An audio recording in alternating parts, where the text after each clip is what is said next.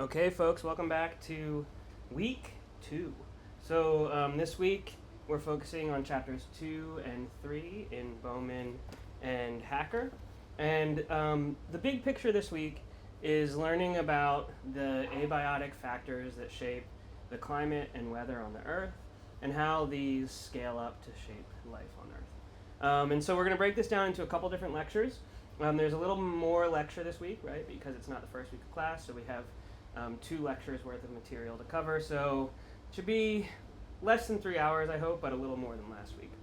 So to start out, we're going to start with thinking about concept 2.1. And concept 2.1 in the book is really about differentiating climate and weather. So let's start our notes here. 2.1, climate versus weather. So broadly, we can start by defining these, right?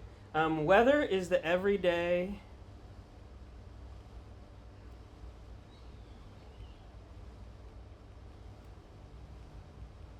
temperature, humidity,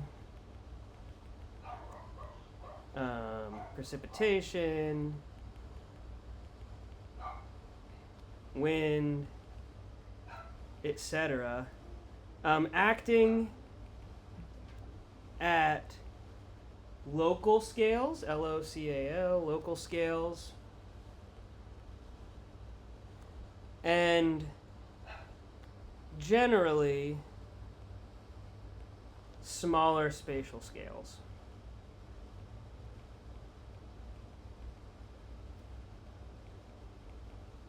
Alternatively, climate is all of these things at a much larger spatial and temporal scale. We're talking global to landscape level patterns in above, right? In the things we're writing about above. Okay? And so climate broadly is what controls how and where things live.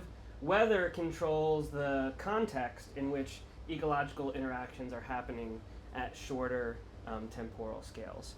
And really, a lot of this chapter focuses broadly on climate and how the energy balance of the Earth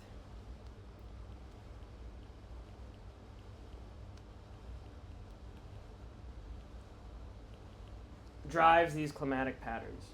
So in section 2.1, it primarily talks about how incoming solar radiation is the primary energy on the planet, right? Like life exists on planet Earth because we are the perfect distance from the sun, where plants can use that energy coming from solar radiation, convert it into sugar and oxygen that allows for the rest of life on Earth. And we're not so close that we burn up and it's too hot and all of our atmosphere evaporates and that water is gone. Some key ideas in this energy balance sort of concept come in figure 2.4. I'm not going to paste it in here, but you can look at it in your book. But some of the key ideas I think are, if we imagine the sun here on Earth, it's emitting a mess load of solar radiation.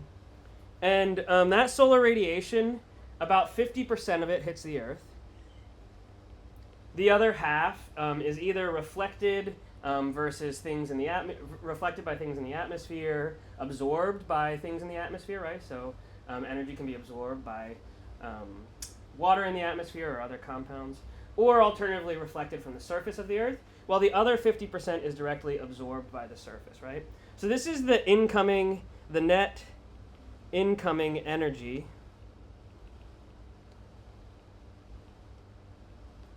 of the Earth.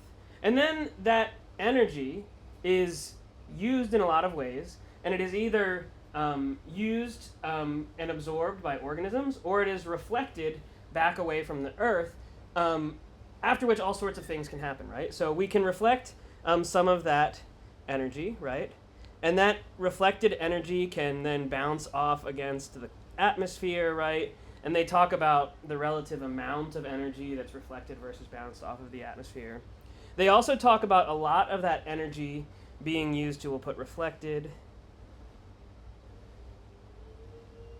Not reflected, sorry, that's the wrong word. We should call this emitted as IR energy. Because the 50% over here is what's absorbed by atmosphere and reflected. But some of that energy that is absorbed, this 50% that is absorbed by the Earth, is sort of re-irradiated as IR light. Some of that is bounced back via the atmosphere, right? A pretty large proportion of that is bounced back. Some of that energy is sort of emitted as IR from clouds. A huge amount of that energy, and this is an important thing, is actually re-emitted by life, right? So things like latent heat evapotranspiration, latent heat flux and evapotranspiration, let's make this green so we know it's from plants, deals with a lot of the energy balance of Earth. So when water moves from a liquid state, let's call this, let's write this in something we can actually read, evapotranspiration.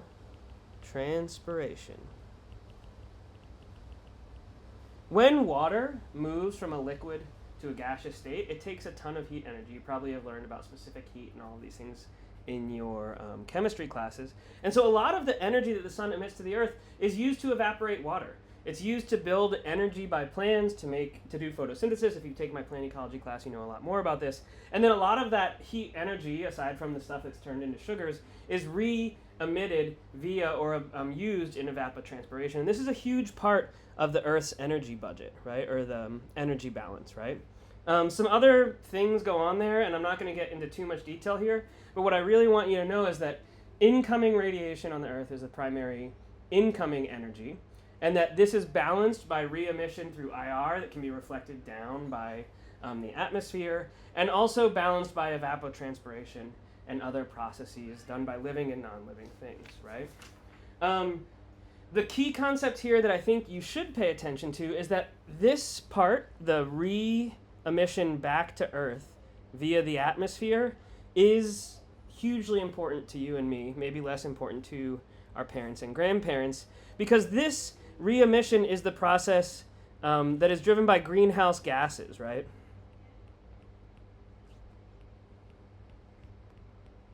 So this IR light that's re-emitted is part of the net energy balance of the incoming energy from the sun.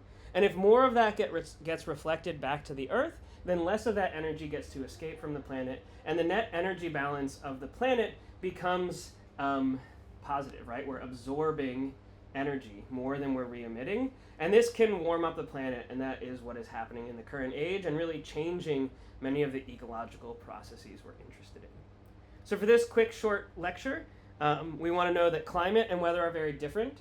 Weather is temperature, humidity, precipitation, etc., all these abiotic factors at small spatial and temporal scales, whereas climate is global patterns of these abiotic conditions, and that this climate is primarily and at its root driven by the energy balance of the Earth, which is a balance between incoming radiation from the sun and outgoing radiation via infrared light, evapotranspiration, and then reabsorbed light by the atmosphere. So that's mini lecture 2.1, climate versus weather.